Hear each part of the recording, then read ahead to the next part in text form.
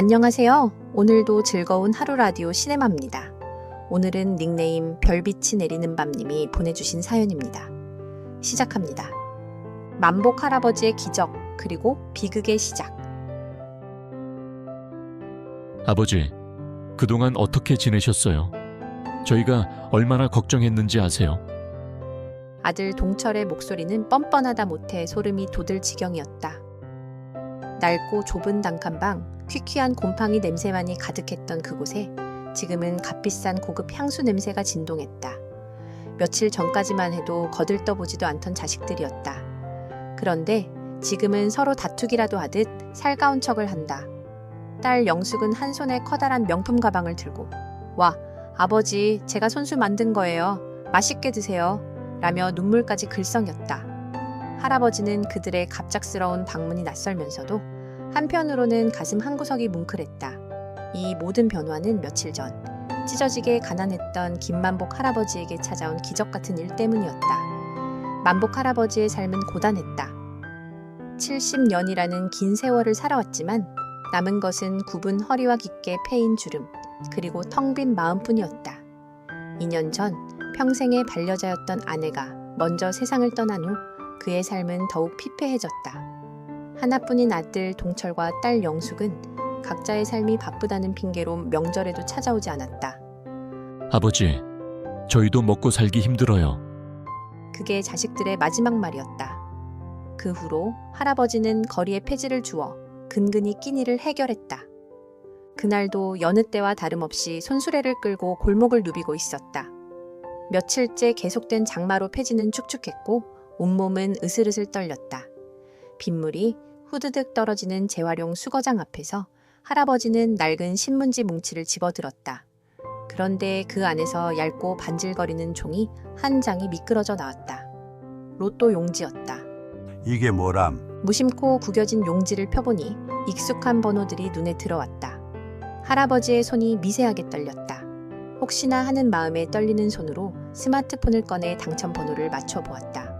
1, 12, 18, 25, 33,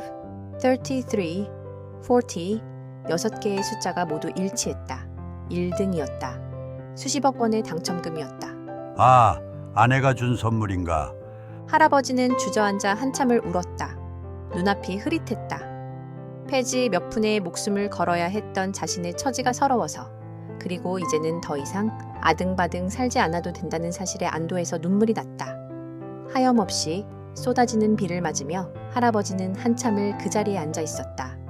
마치 자신의 지난 세월을 씻어내고 새로운 삶을 맞이하는 것처럼. 그날 이후 만복 할아버지는 감쪽같이 사라졌다. 폐지를 줍던 할아버지가 갑자기 보이지 않자 동네 사람들은 무슨 일이라도 생긴 건 아닌지 걱정했다. 그러나 만복 할아버지는 당첨금을 수령하고 허름한 단칸방을 정리한 뒤 작은 원룸으로 거처를 옮겼다. 이제 더 이상 퀴퀴한 냄새가 아닌 은은한 비누향이 나는 새 옷을 입고 따뜻한 밥을 먹었다. 얼마 후 할아버지가 벼락부자가 되었다는 소문이 동네에 파다하게 퍼졌다. 자식들의 귀에 당연히 들어갔다. 그들의 태도는 180도 달라졌다. 아버지, 저희가 얼마나 걱정했는지 아세요? 연락도 안 되고 어디 계신 거예요? 아들 동철의 목소리는 다급했고 억울하다는 듯 눈물을 글썽였다. 그동안 저희가 바쁘다는 핑계로 정말 죄송해요. 이제 아버지 모시고 살게요. 호강시켜 드릴게요. 딸 영숙도 합세하며 할아버지의 손을 잡고 놓지 않았다. 만복 할아버지는 헛웃음이 나왔다. 지난 2년간 전화 한 통 없던 자식들이었다. 할아버지는 담담하게 말했다. 괜찮다. 나는 혼자 사는 게 편하다. 하지만 자식들은 포기하지 않았다. 동철은 매일 아침 고급 외제차를 타고 찾아와 할아버지의 손발이 되어 주었고, 영숙은 매일같이 진수성찬을 차려들고 와 눈물까지 글썽였다. 할아버지는 겉으로는 담담한 척했지만 속으로는 갈등했다. 자식들이 이제라도 철이 들었나? 그래도 핏줄인데. 어느 날 영숙이 할아버지에게 조심스럽게 말했다. 아버지, 저희 남편 사업이 너무 어려워졌어요. 마지막 기회인데 아버지께서 조금만 도와주시면 다시 일어설 수 있을 것 같아요. 그제야 할아버지는 자식들의 속셈을 알아차렸다. 이 모든 살가운 행동들은 돈 때문이었던 것이다. 가슴이 찢어지는 것 같았다. 하지만 할아버지는 신락 같은 희망을 놓지 않았다. 그래, 자식들이 힘들다고 하는데 도와주는 게 부모의 마음이지. 할아버지는 동철에게 아파트 한 채를, 영숙에게는 사업자금 명목으로 거액을 건넸다. 자식들은 돈을 받자마자 언제 그랬냐는 듯 다시 바빠졌다. 연락은 뜸해졌고 찾아오는 횟수도 줄어들었다. 할아버지는 다시 혼자가 되었다. 텅 빈 집에서 홀로 밥을 먹을 때마다 할아버지는 자식들의 진심을 다시 한번 생각했다. 설마 나를 속인 건 아니겠지. 그러던 어느 날 할아버지는 우연히 아들 동철의 사무실 근처를 지나게 되었다. 혹시나 하는 마음에 잠시 들렀는데 그곳에서 충격적인 광경을 목격했다. 동철이 그의 아내와 이야기하고 있었다. 아버지도 참 미련하네. 돈 달라고 하니까 바로 주더라니까. 예전에 폐지 줍던 노인네가 돈 벼락을 맞았으니 눈에 뵈는 게 없었겠지. 얼마나 좋았겠어. 그러게. 이제 더 이상 귀찮게 찾아갈 필요도 없고 우리 이제 이 돈으로 해외여행이나 가자. 시아버지가 평생 못 가본 크루즈 여행이나 실컷 즐기고 오자고. 하하하하. 동철의 아내는 할아버지의 돈을 자신의 명품 가방 속에 집어넣으며 조롱하듯 말했다. 할아버지의 심장이 쿵 하고 내려앉았다. 그의 귓가에 자식들의 지난 말들이 다시 한번 맴돌았다.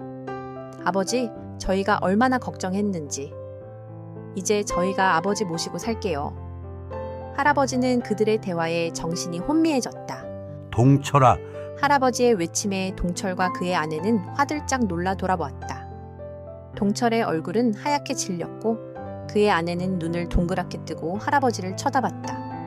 아버지, 어떻게? 어떻게 이러니?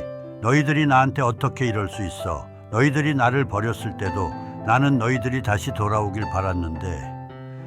아버지, 오해세요. 저희는 그저... 동철은 변명하듯 말했다. 오해? 오해라고?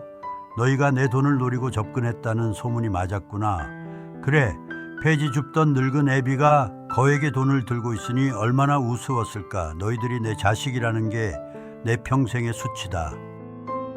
할아버지는 더 이상 자식들의 얼굴을 보고 싶지 않았다. 돌아서는 할아버지의 뒷모습은 평생을 외롭게 살아온 노인의 그림자처럼 쓸쓸해 보였다.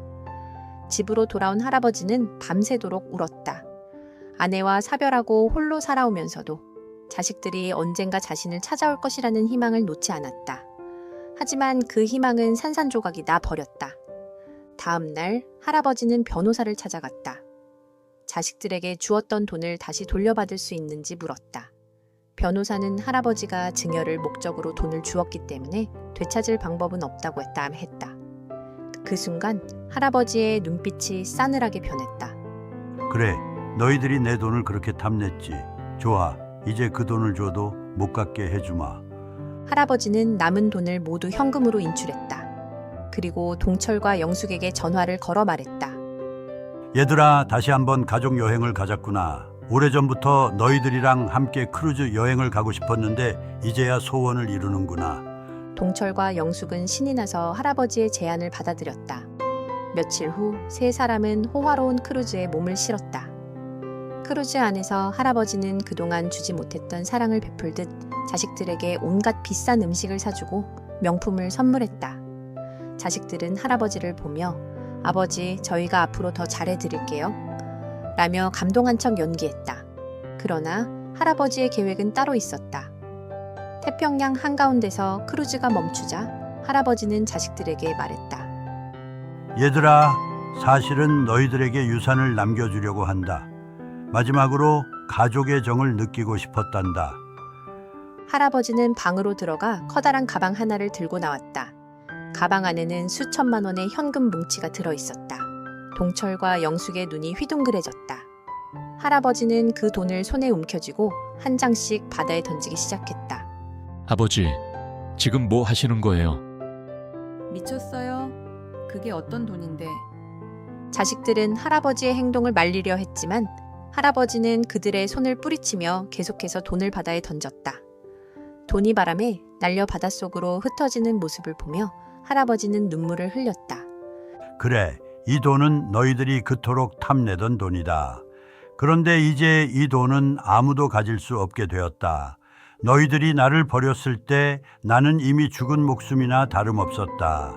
이제 너희들에게 미련은 없다. 이 돈도 이 미련도 모두 바다에 버리련다. 동철과 영숙은 바닥에 주저앉아 통곡했다. 돈이 물거품처럼 사라지는 것을 보며 그들은 진정으로 후회했다. 할아버지는 그들을 뒤로 한 채 홀로 선실로 돌아갔다. 그날 이후 할아버지는 자식들에게 연락하지 않았다. 자식들은 할아버지를 찾아 헤맸지만 크루즈 여행을 끝낸 할아버지는 그 누구도 모르는 곳으로 떠나버렸다.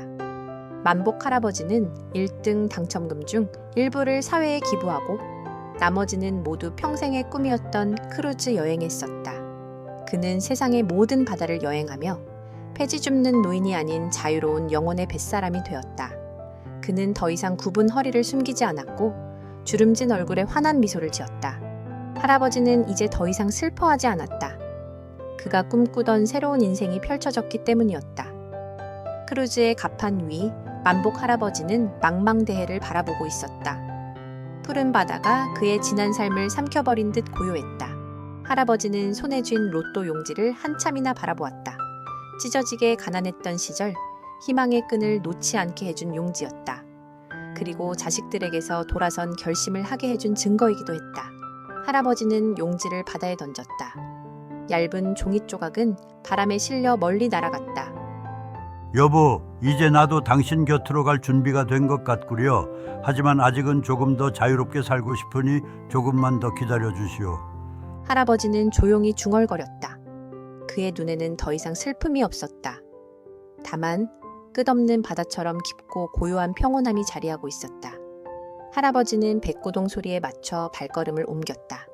이제 그는 폐지 줍는 김만복 할아버지가 아니었다. 그는 누구의 아버지도 남편도 아닌 오직 자신을 위해 살아가는 자유로운 여행가였다. 그의 새로운 삶은 바다 위에서 그리고 그의 마음속에서 영원히 계속될 것이다.